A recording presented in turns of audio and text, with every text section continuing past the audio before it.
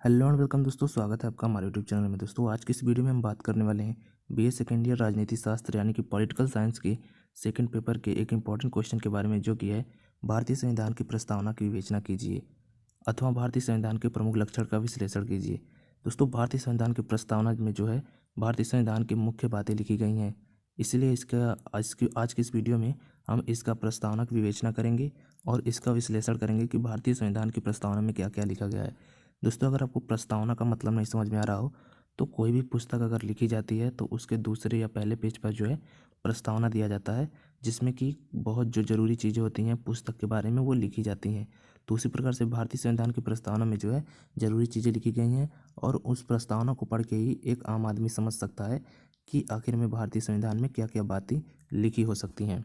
तो चलिए वीडियो शुरू करते हैं और देखते हैं भारतीय संविधान की प्रस्तावना की विवेचना पर आप अगर आपके एग्जाम में क्वेश्चन आता है तो उसका आंसर आप किस प्रकार से लिखेंगे। तो यहाँ पे दिया गया है उत्तर जो है पंडित जवाहरलाल नेहरू ने संविधान सभा के प्रथम अधिवेशन में 13 सितंबर 1949 को उद्देश्य प्रस्ताव प्रस्तुत किया। उसमें निहित भाव के आधार पर ही संविधान की प्रस्तावना तैयार, प्रस्तुत और स्वीकृति की गई है। यहाँ पे जो है कहा जा रहा है कि पंडित जवाहरलाल नेहरू ने जो है संविधान सभा का जो प्रथम अधिवेशन था उसमें 13 सितंबर 1949 को जो है एक प्रस्ताव प्रस्तुत किया और उसमें निहित जो भाव थे उन्हीं के आधार पर जो है संविधान की प्रस्तावना तैयार की गई और उसे प्रस्तुत किया गया और उसे स्वीकृति मिली। उल्लेखनीय है कि भारत भावी संविधान की रूपरेखा के बारे में गांधी जी द्वारा 1931 में दूसरे गोलमेज सम्मेलन के लिए जाते समय व्यक्त विचारों के आधार पर नेहरू जी ने उद्देश्य प्रस्ताव तैयार और प्रस्तुत किया था। दोस्तों यहाँ पे कहा जा रहा है कि जो संविधान बनने वाला था उसमें जो भी विचार डाले गए हैं, जब गांधी जी गोलमेज सम्मेलन में जा रहे थे 1931 में, उस समय नेहरू जी ने उनसे पूछा था और उनके विचारों को जो है जानकर ही इस प्रस्ताव को तैयार किया था और प्रस्तुत किया था। अब यहाँ पे जान लेते हैं गांधी जी के विचार कैसे थे। तो यहाँ पे गांधी जी ने कहा था कि मैं भारत के लिए एक ऐसा संविधान लाने का प्रयास करूँगा जो भारत को दासता से मुक्त करे, क्योंकि उस समय जो है सभी लोग अंग्रेजों के गुलाम थे। तो इस तरीके से जो है गांधी जी ने कहा होगा कि भारत जो है गुलामी से मुक्त हो जाए और सभी को अधिकार मिले, यानी कि सभी अधिकार दें। ऐसी व्यवस्था करें जिसमें ऊंच नीच का कोई भेद ना हो। यहाँ पे कहा जा रहा है कि ऐसी व्यवस्था हो जिसमें कोई भी ऊंच जात या नीच जात का भेद ना हो, सब एक समान हो, सभी संप्रदाय के लोग मिलकर रहें, सभी जो जात के लोग होते हैं, हिंदू मुस्लिम सिख ईसाई, सभी मिलजुल कर रहें। छुआछूत यानी कि जो छुआछूत की धारणा होती है उसको भी ख़त्म किया जाए और शोषण का कोई स्थान ना हो, यानी कि किसी का भी शोषण ना किया जाए। तो यहाँ पे जो है गांधी जी की इन विचारधाराओं से प्रेरित होकर नेहरू जी ने संविधान को तैयार किया, संविधान की प्रस्तावना को, और उसको जो है प्रस्तुत किया। उसके बाद उसे स्वीकृति मिली, क्योंकि ऐसी बातें जो संविधान की प्रस्तावना में गांधी जी से प्रेरित बातें लिखी गई थी वो लगभग सारी बातें एक अच्छे देश के लिए ज़रूरी हैं। तो ये जो बातें हैं उनको जो है ले लिया गया, यानी कि स्वीकृत कर दिया गया। अब यहाँ पे देख लिया जाए कि भारतीय संविधान की प्रस्तावना में लिखा क्या गया है आखिरी में, यानी कि वास्तव में क्या लिखा गया है। तो संविधान में वर्णित प्रस्तावना का मूल रूप इस प्रकार है। यहाँ पे उसका मूल रूप बताया जा रहा है। हम भारत के लोग भारत की एक संपूर्ण प्रभुत्व संपन्न लोकतंत्रात्मक गणराज्य बनाने तथा उसके समस्त नागरिकों को सामाजिक, आर्थिक और राजनीतिक न्याय, विचार, अभिव्यक्ति, विश्वास तथा धर्म एवं उपासना की स्वतंत्रता, प्रतिष्ठा और अवसर की समता प्राप्त कराने तथा उन सबसे व्यक्ति की गरिमा और राष्ट्र एकता सुनिश्चित करने की बंधुता बढ़ाने के लिए संकल्प होकर अपने इस संविधान सभा में आज 26 नवंबर 1949 को एतद द्वारा इस संविधान को अंगीकृत, अभिनिर्मित और आत्मार्पित करते हैं। दोस्तों इन सारी बातों को अगर हम लोग ध्यान से पढ़ें और समझें तो यहाँ पे कहा जा रहा है कि यहाँ पे जो भी बातें कही जा रही हैं वो भारत के लोगों के द्वारा कही जा रही हैं, यानी कि आपके द्वारा, हमारे द्वारा और जो भी भारत में लोग रह रहे हैं उनके द्वारा कही जा रही हैं कि भारत की एक संपूर्ण प्रभुत्व संपन्न लोकतंत्रात्मक गणराज्य बनाने तथा उसके समस्त नागरिकों को, यानी कि जो भी नागरिक हैं उनको सामाजिक, आर्थिक, न्याय, विचार, अभिव्यक्ति, विश्वास तथा धर्म एवं उपासना की स्वतंत्रता, यानी कि वो लोग जो है सामाजिक जो स्थिति है उसके लिए स्वतंत्र हों, आर्थिक स्वतंत्रता हो, राजनीतिक न्याय, विचार, अभिव्यक्ति, विश्वास तथा धर्म एवं उपासना की स्वतंत्रता हो, यानी कि राजनीति के लिए कोई भी बात कहनी हो तो वो कह सके आम आदमी, न्याय विचार जो है कोई भी हो उसकी अभिव्यक्ति कर सके, किसी भी धर्म में विश्वास और उपासना के लिए स्वतंत्र हो, यानी कि जिसको हिंदू धर्म अच्छा लगता हो हिंदू धर्म अच्छा लगे, जिसको मुस्लिम धर्म लगता हो वो मुस्लिम धर्म अच्छा लगे। तो यहाँ पे यही बातें कही गई हैं। प्रतिष्ठा और अवसर की समता यानी कि जो भी पद और प्रतिष्ठा होती है उसके लिए समानता हो, और जो भी अवसर मिलते हैं किसी भी नौकरी के लिए, रोजगार के लिए, उसमें भी जो है समानता हो। यहाँ पे कहा जा रहा है कि उसको प्राप्त कराने तथा उन सबसे व्यक्ति की गरिमा और राष्ट्र एकता सुनिश्चित करने वाली बंधुता बढ़ाने के लिए दृढ़ संकल्प होकर अपनी संविधान सभा में आज 26 नवंबर 1949 को एतद द्वारा इस संविधान को अंगीकृत, अभिनिर्मित और आत्मार्पित करते हैं। यानी कि सबको जो है स्वतंत्रता, परिष्ठता, यानी कि समान स्वतंत्रता हो सबके लिए, सबको समान प्रतिष्ठा मिले, सबको समान अवसर मिले, और इसमें सभी व्यक्तियों को जो है ये सारे लाभ मिले। और ये संविधान जो है इन सभी चीज़ों को सुनिश्चित करते हो और लोगों में बंधुता बढ़ाती हो, इसी सब चीज़ों को लेकर दृढ़ संकल्प लिया गया था 26 नवंबर 1949 को। और इस संविधान को अंगीकृत किया गया था, अभिनिर्मित किया गया था और आत्मार्पित किया गया था। यहाँ पे आगे कहा जा रहा है कि 1976 में संविधान के 42वें संशोधन द्वारा प्रस्तावना के मूल रूप में परिवर्तन कर कुछ नए शब्दों का समावेश किया गया। यानी कि 1976 में जो संविधान का 42वां संशोधन हुआ और उसमें मूल रूप में जो जो प्रस्तावना है उसमें कुछ परिवर्तन किया गया और उसमें एक दो शब्द और जोड़े गए, जिससे कि देश की जो है और अच्छी जो संविधान हो वो देश में और अच्छी तरह से काम कर सके। तो यहाँ पे अच्छे तरीके से काम करने के लिए दो तीन शब्द और जुड़े गए हैं, और वो हैं इस प्रकार से, जैसे कि इसका संशोधित अंश इस प्रकार है। जो इसका संशोधन किया गया था उसके बाद ये कुछ इस प्रकार से कहा जाता है। हम भारत के लोग भारत को एक संपूर्ण प्रभुत्व संपन्न समाजवादी धर्मनिरपेक्ष लोकतांत्रिक गणराज्य बनाने, उसके बाद डैश डैश डैश, यानी कि उसके बाद जो सारी बातें हैं वो सारी बातें लिखी गई हैं। यानी कि इसमें जो है कुछ दो तीन बातें, जैसे कि संपूर्ण प्रभुत्व संपन्न समाजवादी धर्मनिरपेक्ष, दो बातें जोड़ी गई थी। तो इन्हीं को जो है आगे जोड़ा गया 42वें संशोधन में 1976 में। और यहाँ पे कहा जा रहा है कि पहले संपूर्ण प्रभुत्व संपन्न लोकतांत्रिक गणराज्य की परिकल्पना की गई थी। यहाँ पे कहा जा रहा है कि पहले संपूर्ण प्रभुत्व यानी कि पूरी तरह से इस पे प्रभुत्व हो भारत देश पे, संपन्न लोकतांत्रिक गणराज्य यानी कि लोकतंत्र का गणराज्य हो भारत देश, परिकल्पना इसकी की गई थी। अब उसमें समाजवादी और धर्मनिरपेक्ष दो नए शब्दों का समावेश किया गया है। यानी कि अब उसमें जो है समाजवादी, यानी कि समाजवादी का मतलब समझ लीजिए आप कि लोगों में जो है सब लोग समान माने जाएं और सबकी समान रूप से जो है सेवा भाव रखी जाए। तो यहाँ पे जो समाजवादी की धारणा की गई है, ये समाजवादी में ऐसा होता है कि कोई भी बहुत ज़्यादा धन जमा नहीं कर सकता, ज़्यादा ऊंच नीच की खाई ना हो, ज़्यादा धनी और गरीब लोग ना हो, जिस सभी चीज़ें जो है सरकार बराबर करने में लगी रहती है, सभी लोगों को बराबर करने में योगदान देती है। तो यहाँ पे जो है समाजवादी की धारणा जोड़ी गई। और धर्मनिरपेक्ष मतलब जो भारत देश है उसका कोई अपना धर्म नहीं होगा, जिसकी जो इस धर्म में आस्था होगी वो उस धर्म को मानेगा। किसी को भी है धर्म को, कोई भी व्यक्ति है उसे किसी भी धर्म में जाने के लिए रोका नहीं जाएगा और ना ही किसी धर्म में लाने के लिए बाध्य किया जाएगा। जिसकी जिस धर्म में आस्था होगी वो उस धर्म को मानेगा। तो ये जो है धर्मनिरपेक्ष की धारणा और समाजवादी की धारणा, दो शब्दों को जोड़ा गया, दो नए शब्दों का समावेश किया गया है। इन शब्दों के समावेश से स्पष्ट कर दिया गया है कि भारत एक समाजवादी एवं धर्मनिरपेक्ष लोकतांत्रिक गणराज्य है।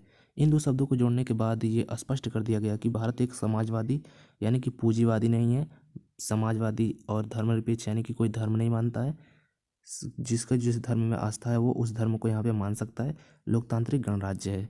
तो ये इस प्रकार से जो है भारतीय संविधान की प्रस्तावना जो है मूल रूप में लिखी गई है। अब प्रस्तावना की विवेचना कर ली जाए, यानी कि उसमें जो कुछ जरूरी चीज़ें उनको देख लिया जाता है। पहला जो है इसमें प्रस्तावना में वर्णित इस वाक्य की विवेचना से हम भारत के लोग संविधान को अंगीकृत, अधिनियमित और आत्मार्पित करते हैं। ये वाक्य जो है हम भारत के लोग संविधान को अंगीकृत, अधिनियमित और आत्मार्पित करते हैं, ये जो वाक्य है इसका स्पष्ट हो जाता है कि इससे जो है स्पष्ट हो जाता है, क्या स्पष्ट हो जाता है, भारतीय संविधान का निर्माता कोई और नहीं अपितु भारत की जनता स्वयं है। क्योंकि ये जो वाक्य है वहाँ पे हम भारत के लोग यानी कि भारत की जनता कह रही है कि संविधान को अंगीकृत किया जा रहा है, अधिनियमित किया जा रहा है और आत्मार्पित किया जा रहा है। तो भारत की जनता जो है इस स्वयं बोल रही है ये, वह केवल निर्माता ही नहीं अपितु उसने इसे स्वीकृत भी किया है। यानी कि भारत की जनता ने जो है इसे निर्माण ही नहीं बल्कि इसे स्वीकृत भी किया है तथा उसने संविधान को अर्पित भी किया है और इसे संविधान को अर्पित भी किया है। निर्माण, स्वीकृति और अणपढ़ तीनों ही बातों का स्रोत जनता है। यानी कि संविधान को निर्माण जो किया वो जनता है, स्वीकृति जो दी यानी कि उसे स्वीकार किया वो भी जनता है, अर्पित यानी कि अर्पण किया, ये तीनों बातों का स्रोत जनता ही है। अतः राज्य की संप्रभु शक्ति उसी में निहित है। प्रस्तावना के इस वाक्य ने स्पष्ट कर दिया है कि भारत सही अर्थ में एक लोकतांत्रिक देश है, क्योंकि राज्य की संप्रभु शक्ति जनता में निहित है। यहाँ पे कहा जा रहा है कि इस प्रस्तावना के इस वाक्य ने जो है सही अर्थ में एक लोकतांत्रिक देश जो है इसे बना दिया है भारत को, क्योंकि राज्य की संप्रभु यानी कि जो शक्ति है राज्य की वो जो है जनता में निहित है। तो ये जनता में जहाँ पे शक्ति होती है वो जो है लोकतांत्रिक देश होता है। तो यहाँ पे जो है इस बात ने भारत को सही अर्थ में लोकतांत्रिक देश ठहरा दिया है, यानी कि उसको साबित कर दिया है। अब चलिए इसमें दूसरी बात देख ली जाती है कि इस प्रस्तावना में दूसरी बात यह स्पष्ट हो जाती है कि भारत एक संपूर्ण प्रभुत्व संपन्न लोकतांत्रिक गणराज्य है। यानी कि संपूर्ण प्रभुत्व जो है जनता के हाथों में है, और संपन्न लोकतांत्रिक यानी कि सभी चीज़ें जो है जनता के हाथों में है, और गणराज्य यानी कि एक देश है, अर्थात वह एक लोकतांत्रिक ही नहीं अपितु प्रभुता संपन्न लोकतांत्रिक देश है। यहाँ पे कहा जा रहा है कि वह एक लोकतांत्रिक देश ही नहीं अपितु प्रभुता संपन्न, यानी कि उसमें जो भी प्रभुत्व है वो जनता के हाथों में है। संवैधानिक और व्यवहारिक दोनों ही दृष्टियों से भारत एक संप्रभु तथा लोकतांत्रिक गणतंत्रात्मक देश है।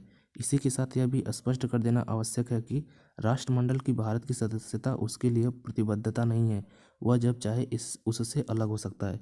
दोस्तों यहाँ पे जो राष्ट्रमंडल की सदस्यता की बात की जा रही है, तो जब भारत जो है ब्रिटेन से यानी कि अंग्रेज़ों से आज़ाद हुआ, तो आज़ादी के बाद अंग्रेज़ों ने एक राष्ट्रमंडल बनाया था, तो उसमें सभी देश पार्टिसिपेट कर रहे थे। तो भारत ने भी जो है उसमें पार्टिसिपेट किया था। तो भारत के जो और लोग थे उन लोगों ने इस पे आपत्ति जताई थी कि हम लोग जो है ब्रिटिश गवर्नमेंट के अंडर में फिर जा रहे हैं, और ब्रिटिश गवर्नमेंट जो है फिर से हमारे ऊपर कब्जा कर लेगी, क्योंकि उसमें जो है ब्रिटिश गवर्नमेंट मुख्य था, यानी कि मुखिया जो है राष्ट्रमंडल का वो ब्रिटिश गवर्नमेंट था, यानी कि अंग्रेज़ लोग थे। तो यहाँ पे वही बात कहा जा रहा है कि भारत के राष्ट्रमंडल की सदस्यता जो है वह इसके लिए प्रतिबंधित नहीं करती है, और इसे कोई भी और नुकसान भारत को होने वाला नहीं है, और भारत जब चाहे वह राष्ट्रमंडल से अलग हो सकता है। तो ये बात भी कह दी गई है। तीसरी बात देखते हैं, प्रस्तावना में तीसरी बात आती है कि सामाजिक, आर्थिक और राजनीतिक न्याय की। भारत के लोगों ने संपूर्ण प्रभुत्व संपन्न लोकतंत्रात्मक गणराज्य की स्थापना के लिए ही नहीं अपितु एक ऐसी व्यवस्था के लिए भी जिसमें सभी को सामाजिक, आर्थिक और राजनीतिक न्याय मिले, इस संविधान का अधिनियम किया है। यहाँ पे प्रस्तावना में तीसरी बात कही जा रही है वो है सामाजिक, आर्थिक और राजनीतिक न्याय की।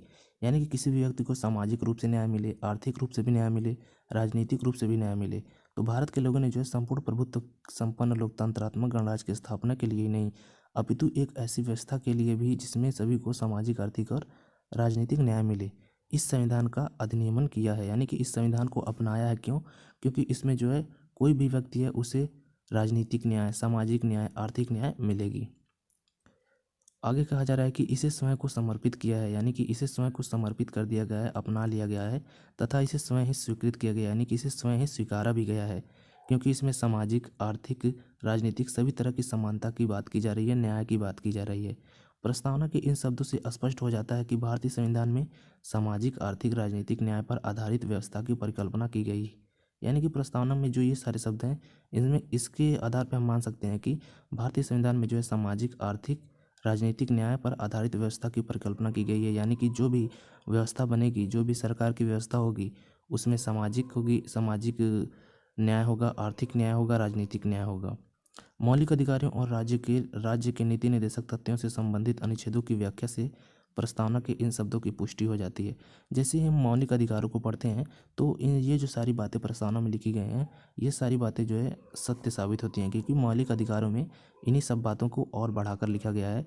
तो ये जो बातें हैं कि सामाजिक न्याय, राजनीतिक न्याय और आर्थिक न्याय, ये तीनों जो है मौलिक अधिकार होते हैं एक व्यक्ति के।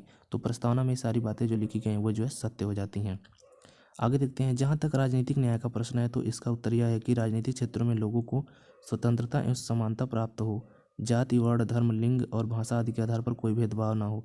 यानी कि जब भी कोई भी चुनाव हो या कोई भी किसी भी तरह का राजनीतिक बात हो, उसमें जो है किसी भी व्यक्ति को जो है जाति के नाम पे, वर्ण के नाम पे, धर्म के नाम पे और भाषा के आधार पर कोई भेदभाव नहीं होना चाहिए।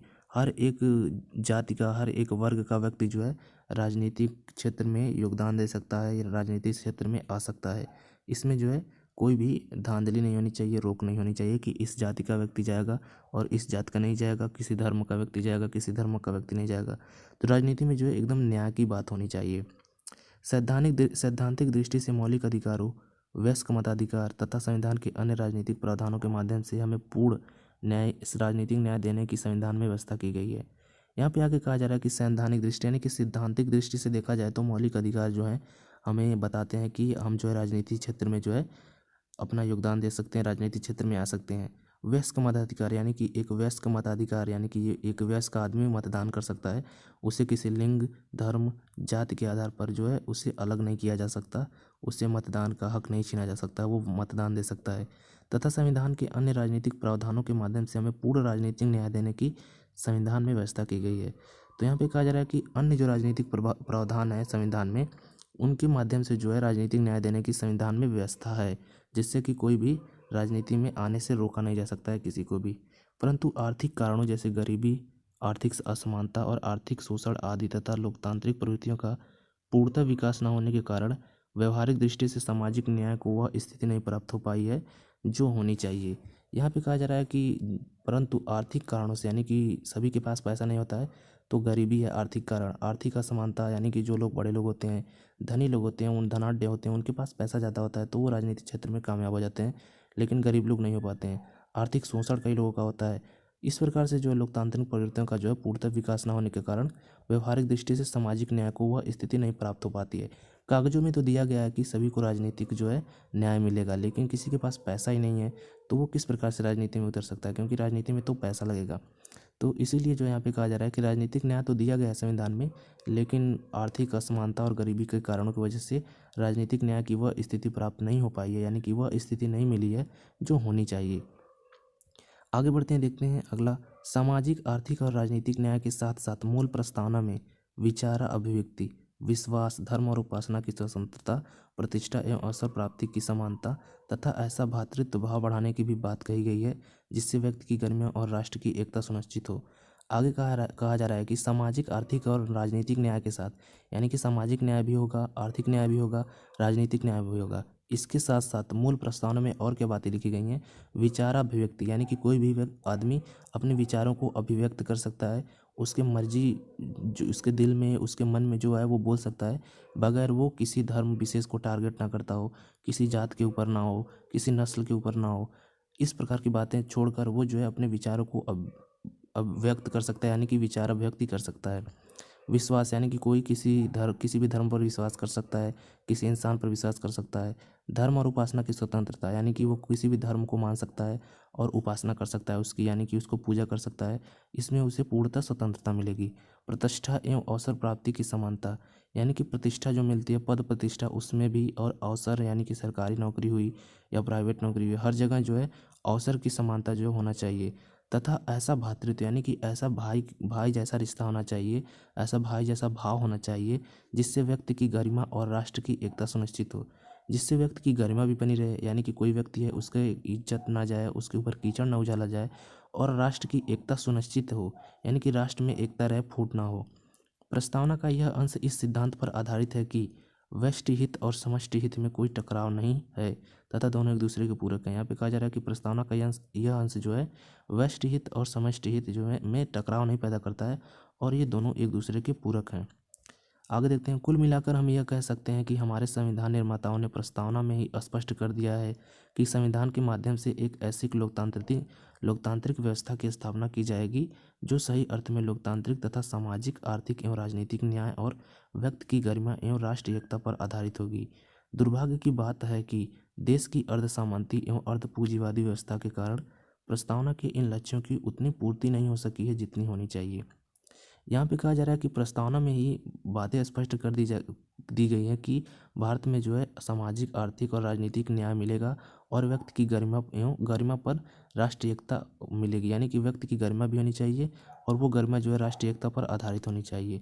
लेकिन दुर्भाग्य, यहाँ पे कहा जा रहा है दुर्भाग्य की बात है कि देश की अर्धसामंती यानी कि अर्धसामंती और अर्धपूंजीवादी यानी कि जो लोग अपने आप को ऊंचे धर्म के मानते हैं और जो अपने आप को पूंजीवाद यानी कि अपने आप को धनी मानते हैं और गरीबों से उतना व्यवस्था नहीं रखना चाहते हैं, उनसे विचार नहीं मिलते हैं और वो अमीर ही बना रहना चाहते हैं, वो लोगों को मदद नहीं करना चाहते हैं, ऐसे लोगों के कारण से जो है प्रस्तावना के इन लक्ष्यों की उतनी पूर्ति नहीं हो सकी। यानी कि प्रस्तावना जो लिखा गया है उसके अनुसार से अब तक समानता होनी चाहिए थी, समाजवाद की भावना होनी चाहिए थी, सभी लोगों को समान हो जाना चाहिए था, बहुत कम गैप होना चाहिए था जाति धर्म में, और गरीब और अमीर में।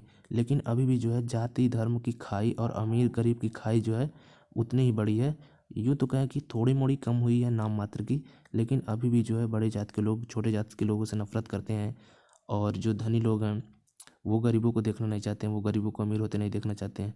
इसमें भी सभी लोग नहीं हैं, कुछ लोग जो है इस प्रकार की भावना रखते हैं, और इन कुछ ही लोगों की वजह से जो है जो लोग ऐसी भावना रखते हैं, इस प्रस्तावना का उतना विकास नहीं हो पाया है जितना विकास होना चाहिए। इन लक्ष्यों की पूर्ति की विफलता के विगत अनुभवों को दृष्टिगत रख संविधान के 42वें संशोधन 1976 के माध्यम से प्रस्तावना के मूल रूप में संशोधन कर उसमें समाजवादी और धर्मनिरपेक्ष दो और शब्दों का समावेश किया गया। यानी कि दोस्तों जो पहले बातें की गई थी संविधान की प्रस्तावना में, उसे 42वें संशोधन 1976 में उसमें संशोधन किया गया और दो बातें और ऐड की गई, समाजवादी और धर्मनिरपेक्ष। लेकिन इसके बाद भी यानी कि धर्मनिरपेक्ष यानी कोई भी किसी धर्म को मानने से किसी व्यक्ति को रोक नहीं सकता है, सभी कोई भी चाहे तो अपना धर्म मान सकता है, कोई भी धर्म हो। और समाजवादी की भावना जो है, दो भावनाओं को जोड़ने के बाद भी जो है इन इसमें जो है कोई बदलाव नहीं आया। इसको आगे देखते हैं। इन शब्दों के जुड़ जाने से यह प्रस्तावना और आकर्षक हो गई। यानी कि इन शब्दों को जुड़ जाने से प्रस्तावना और आकर्षक दिखने लगी और लोगों में एकता पर विशेष बल देने लगी। क्योंकि धर्मनिरपेक्ष न अगर धर्मनिरपेक्ष राष्ट्र हो जहाँ पे कई धर्मों को मानने वाले लोग हों और वहाँ पे धर्मनिरपेक्ष राष्ट्र की बात हो, तो इससे अच्छी बात हो ही नहीं सकती। क्योंकि धर्मनिरपेक्ष राष्ट्र होने के नाते कोई किसी भी धर्म के विशेष को टारगेट नहीं कर सकता, कोई किसी धर्म विशेष को उसकी पूजा करने से नहीं रोक सकता। तो इस प्रकार की बातें जहाँ पे होती हैं वहाँ पे जो है देश अच्छा हो जाता है। तो इस इन्हीं सब बातों से जो है जो संविधान जो है वो और आकर्षक हो गया। परंतु व्यवहारिक दृष्टि से स्थिति में कोई परिवर्तन नहीं आने वाला है। लेकिन कहा जा रहा है कि व्यवहारिक दृष्टि से जो है इसमें कोई परिवर्तन नहीं आने वाला है, क्योंकि आर्थिक और सामाजिक ढांचा वही है जो पहले था। जैसे कि मैंने थोड़ा देर पहले बताया कि जो लोग धनी लोग हैं वो गरीबों को जो है पसंद नहीं करते हैं, वो नहीं चाहते कि गरीब लोग कोई भी गरीब हो वो धनी बने। और जो बड़ी जातियों के लोग हैं वो छोटी जातियों को नफरत की निगाह से देखते हैं और चाहते हैं कि छोटी जाति जो है छोटा ही काम ही करे और बड़ी जात के लोग ही केवल बड़ा काम करें। तो वही बात होती है, अभी भी चली आ रही है यही बात कि बड़े जात के लोग छोटे जातियों को छोटे हीन भावना की देखते हैं, और जो पूंजीपति हैं वो जो है गरीब मजदूर वर्ग को जो है हीन भावना की यानी कि नफरत की भावना से देखते हैं। लेकिन इतने सारे चेंजेस करने के बाद भी संविधान में 42वें संशोधन में से चेंज करने के बाद भी कोई भी बदलाव नहीं आया है, और आया भी है तो वो नाम मात्र का आया है। तो दोस्तों ये था, हम लोगों ने देखा कि भारत का संविधान की प्रस्तावना की विवेचना। उम्मीद करता हूँ आपको भारत संविधान की प्रस्तावना की विवेचना अच्छी तरह से समझ में आ गई होगी, क्योंकि इसमें जो भी बातें रही रही थी उनको मैंने समझा दिया है। उसके बाद भी अगर आपको कुछ समझ में नहीं आया हो तो आप कमेंट कर सकते हैं, नीचे कमेंट सेक्शन में आप कमेंट कर सकते हैं वो चीज़, उसको मैं आपको कमेंट सेक्शन में समझाने का प्रयास करूँगा। तो मिलते हैं आपसे नेक्स्ट वीडियो में, तब तक के लिए आपका वीडियो देखने के लिए धन्यवाद।